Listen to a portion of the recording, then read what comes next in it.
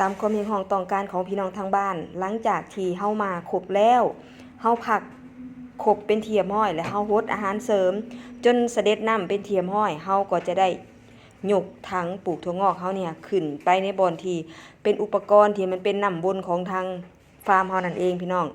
อันนี้จะเป็นสุดที่แบบสุดใหญ่พี่น้องทางเฮาก็จะปลูกทั้งสองด้านแบบนี้เลยพี่น้องเวลาที่เฮาฮดอาหารเสริมแล้วเนาะและ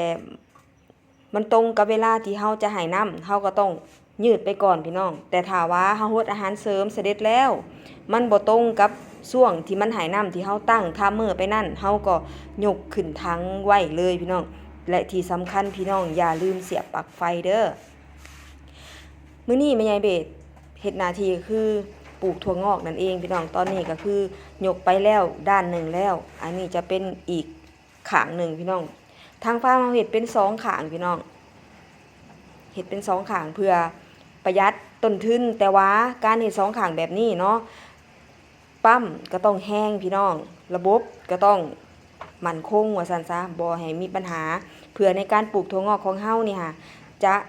ใหญ่และก็เจริญเติบโตนี่แสดงศักยภาพว่าเพิ่นเก่ง เพิ่นยกเองได้พี่น้องนี่ตัวนี้จะเป็นการเปลี่ยนน้ำพี่น้องอันนี้จะเป็นการเปลี่ยนหรือฮดอาหารเสริมเพื่อให้ถั่วงอกของเฮาได้รับอาหารตามที่ต้องการนั่นเองพี่น้องหลังจากที่ถั่วงอกเฮาเจริญเติบโตใหญ่แล้วเนาะเฮาก็จะเอาห้าวห้องปากถังเนี่ยเพื่อให้บ่ให้ถั่วงอกของเฮาดันกระซ้ำขึ้นมาเนาะมันจังบ่แบบว่าบ่ให้มันแน่นนะพี่น้องเฮาก็ต้องได้เอาห้าวปิดปากถังนี่หั่นขึ้นมาไว้ย่องไว้ให้เขาให้น้ำแบบสม่ำเสมอพี่น้องนี่มีไอเบ็ดก็ต้องจัดเจียมแบบนี้เลยพี่น้องสำหรับพี่น้องทางบ้านเนาะผู้ใดที่กำลังเริ่มต้นในการปลูกถั่วงอกกับช่วงใหม่ๆนี่ก็จะต่อสู้เนาะบ่ว่าจักอากาศต่อสู้จิตใจต่อสู้กับคนอ้อมข้างเป็นกำลังใจสำหรับมือใหม่พี่น้องแม่ใหญ่เบสจะพาไปเบิ่งอันนี้คือเฮา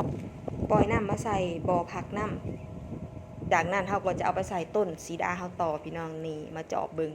ว่าน้ำเฮาที่เฮาดูดไปน่ะมันเป็นแบบใดนี่พามาเบิ่งการให้น้ำหลังจากที่เฮาให้อาหารเสริมแล้วเนาะเฮาก็ถอกคือปล่อยน้ำถิ่มว่าซั่นซะปล่อยน้ำถิ่มแล้วเฮาก็จะเอาน้ำเข้าใหม่พี่น้องนี่อันนี้ถั่วงอกเตรียมจะออกขาย